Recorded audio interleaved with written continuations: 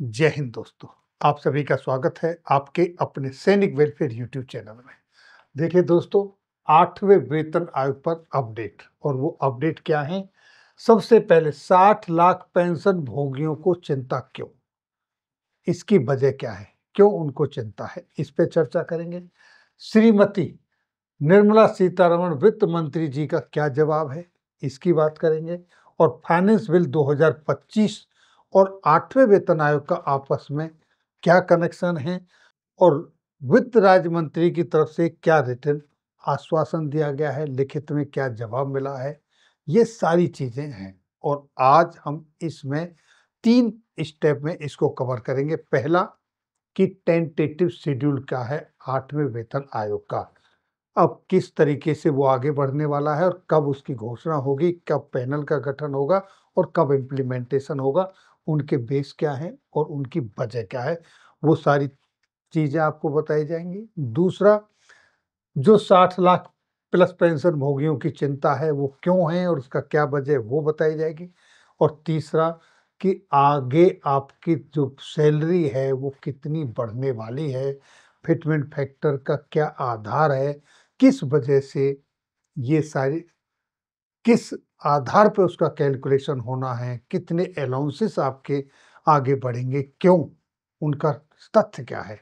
तो इन सब के क्या आधार है, आइए स्टार्ट करते हैं स्टेप बाय स्टेप। पहले देखिए एक झलक टेंटेटिव जो टाइम शेड्यूल है जिस पर हम आप चर्चा करेंगे। 8वें वेतन आयोग की घोषणा, जैसा आप सभी जानते हो, जनवरी 2025 में इसकी घोषणा की गई। ये भी बड़ा ही स्ट्रैटेजिकली इसकी घोषणा हुई, और वो घोषणा हुई दिल्ली विधानसभा के चुनावों से पहले, जैसा कि आप सबको पता है। और उसके बाद अब ये थोड़ा सरकार भी सुस्त हो गई, ठंडे बस्ते में पड़ा हुआ है। क्या वजह है इसकी, क्यों ठंडे बस्ते में पड़ा है, इसको कोई सक्रिय कार्रवाई क्यों नहीं हो रही? अब आगे की संभावित जो घटनाक्रम है इसका, उस पर चर्चा करते हैं। ये तो आपके सामने आ ही गया, औपचारिक घोषणा। अब पैनल का गठन 2025 के अंदर अंदर अंत तक होगा, लेकिन कैसे होगा, कब होगा?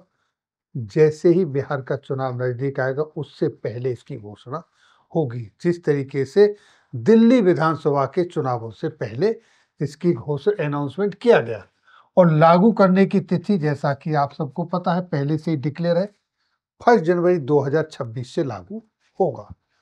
अब इसकी जो रिपोर्ट है वो कब आएगी? जैसा कि आप सभी जानते हो, अब तक के जितने भी वेतन आयोगों का गठन हुआ है उनको अपनी रिपोर्ट देने में 1.5 साल से 2 साल का समय लगा है। लेकिन अब क्योंकि कम्युनिकेशन फास्ट हो गया है, कनेक्टिविटी फास्ट हो गई है, तो हो सकता है कुछ कम समय में भी तैयारी की जा सकती है। लेकिन टेंटेटिव जो डेट बनती है पुराने शेड्यूल के हिसाब से रिपोर्ट प्रस्तुत करने की, वो बनती है 3rd क्वार्टर में, 2027 के तीसरे क्वार्टर, यानी जुलाई से सितंबर के बीच में। अब यहां पर भी एक बड़ा ही इंटरेस्टेड इंसिडेंस होने वाला है, बहुत ही इंटरेस्टेड, क्योंकि 2027 में यूपी विधानसभा के भी चुनाव होंगे। तो अगर स्ट्रैटेजिकली जो पॉलिटिकली मोटिवेटेड है, अगर उसी तरीके से काम चलता रहा, तो ये 27 के फर्स्ट क्वार्टर में आ जाएगा, यानी जनवरी से मार्च के बीच में रिपोर्ट आ सकती है। क्यों? क्योंकि फरवरी मार्च में यूपी विधानसभा के चुनाव होने हैं। और अगर उस तरीके से काम होता है तो 2nd क्वार्टर में ये इम्प्लीमेंट हो जाएगा। और अगर उस तरीके से नहीं होता है, जैसा चल रहा है उसी तरीके से चला, तो ये 2027 के चौथे क्वार्टर में, यानी कि अक्टूबर से दिसंबर के बीच में इसकी रिपोर्ट इम्प्लीमेंट होगी।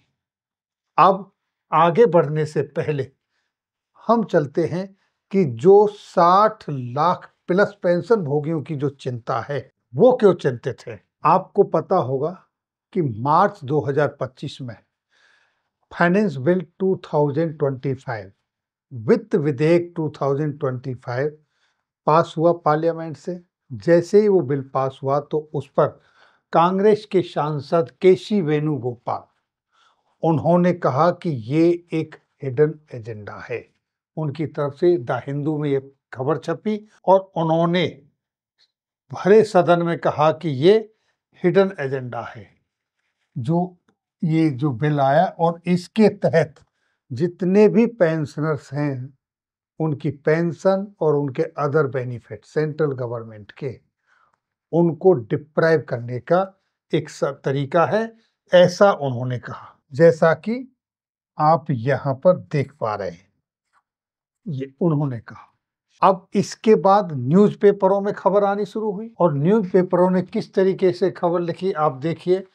अब नहीं मिलेगा रिटायर्ड सरकारी कर्मचारियों को डीए वृद्धि और पे कमीशन का फायदा। इसमें मुख्य 4 बात थी जो मेंशन की गई। पहली, रिटायर्ड कर्मचारियों को अब डीए और में कोई बढ़ोतरी नहीं मिलेगी। ये जो फाइनेंस बिल 2025 आया उसके आधार पर कहा गया।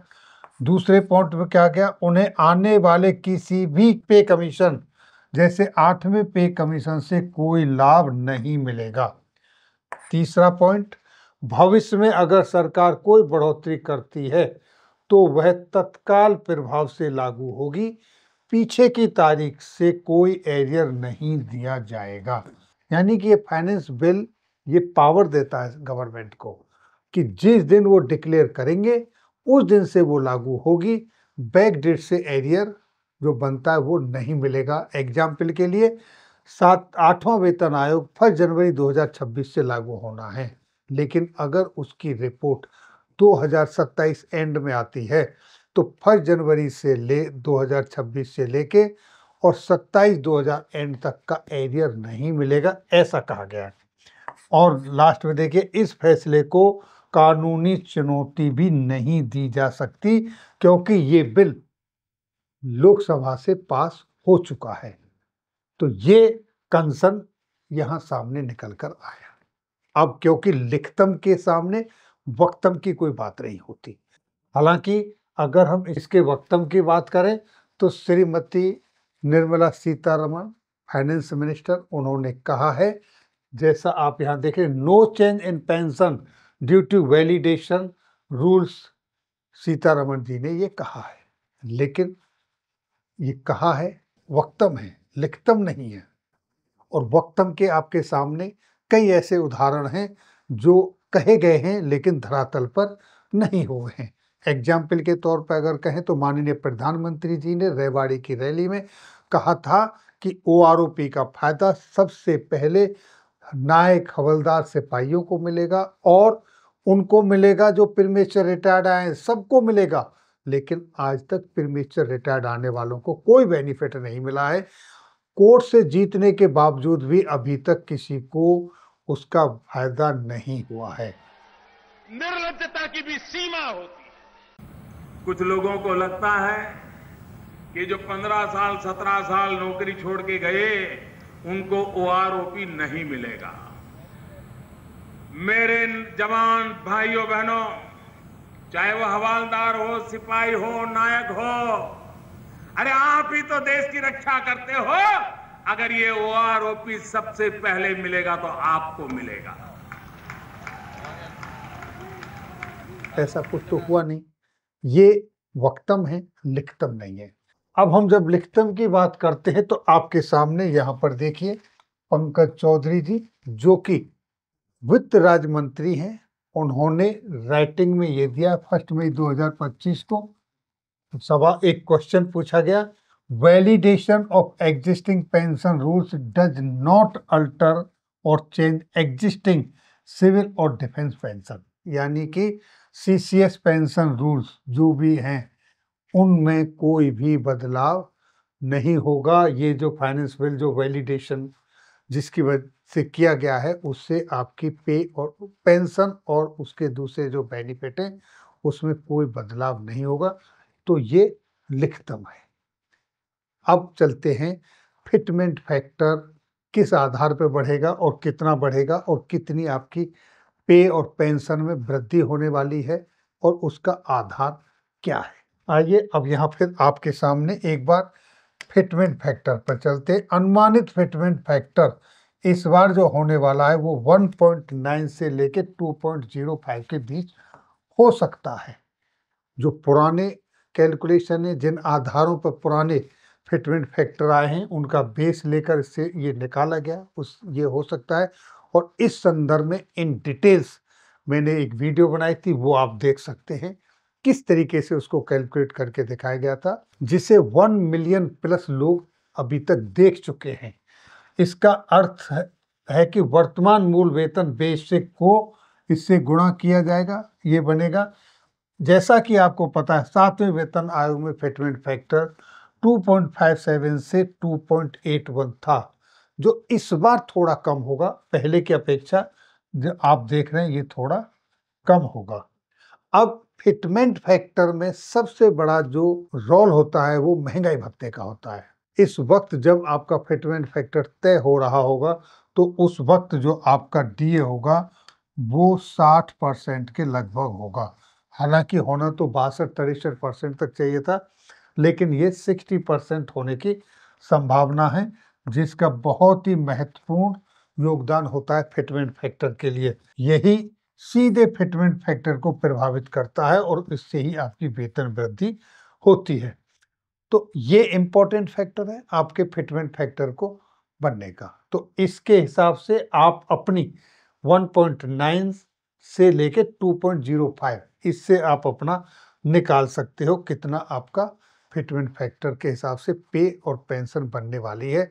उसी के हिसाब से फिर आपका हाउस रेंट अलाउंस हो गया, चिल्ड्रन एजुकेशन अलाउंस हो गया, हार्डशिप अलाउंसेस हो गए, उन सब की भी वृद्धि होगी।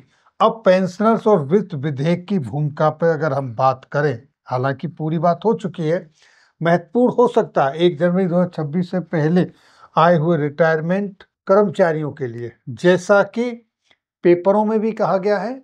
और कांग्रेस के सांसद जो कि केरल से हैं, केसी वेणुगोपाल ने भी लोकसभा में उस पर क्वेश्चन उठाया था, वहां भी कहा गया था। इससे यह तय हो सकता है कि क्या पूर्व सेवानिवृत्तों को भी 8वें वेतन आयोग का कोई लाभ मिलेगा या नहीं। हो सकता है ऐसा कहा गया। संभव है उन्हें प्रोरेटा पेंशन सुधार, एरियर या विशेष राहत दी जाए। तो यहाँ पर मिलीजुली प्रतिक्रिया है, लेकिन गवर्नमेंट की तरफ से लिखित में भी आश्वासन दिया जा चुका है, पार्लियामेंट में भी कहा जा चुका है कि पेंशन वृद्धि और डीए और 8वें वेतन आयोग के बेनिफिट से कोई भी पेंशनर्स वंचित नहीं रहेगा। तो दोस्तों ये थी जानकारी आज की इस वीडियो में। फिर मिलेंगे आपके वेलफेयर से जुड़ी हुई किसी अन्य जानकारी के साथ अगली वीडियो में। तब तक के लिए जय हिंद, जय भारत।